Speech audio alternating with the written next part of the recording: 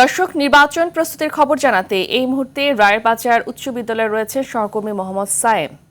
সায়েম সায়েম রাত পোহালেই বহুল প্রতীক্ষিত ত্রয়োদশ জাতীয় সংসদ নির্বাচন ও গণভোট, তো কেমন দেখছেন ভোট কেন্দ্রগুলোর প্রস্তুতি? বিস্তারিত জানাবেন।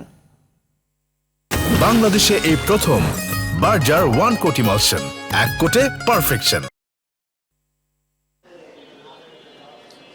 জি ফাহমিদা, আমরা আজকে বিকাল থেকেই কিন্তু আমরা দেখতে পাচ্ছি যে রাজধানীর যে ভোট কেন্দ্রগুলো রয়েছে সেখানে প্রিজাইডিং অফিসার, সহকারী প্রিজাইডিং অফিসার, পুলিং অফিসার তারা কিন্তু নির্বাচনের যে সরঞ্জাম রয়েছে সেগুলো নিয়ে কিন্তু তারা উপস্থিত হয়েছেন এবং রায়েরবাজার উচ্চ বিদ্যালয়, তার পাশে রয়েছে আরও একটি প্রাথমিক বিদ্যালয়ে কিন্তু দুটি ভোট কেন্দ্র।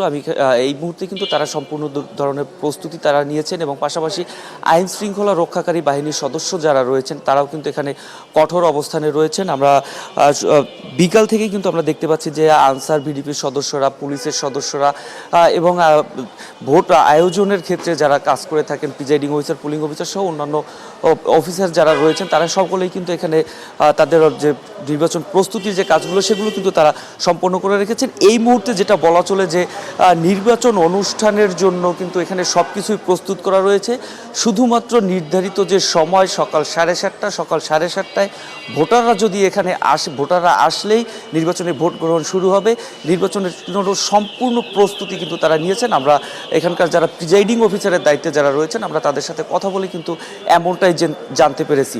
ফাহমিদা, এই ছিল আমার কাছে সর্বশেষ।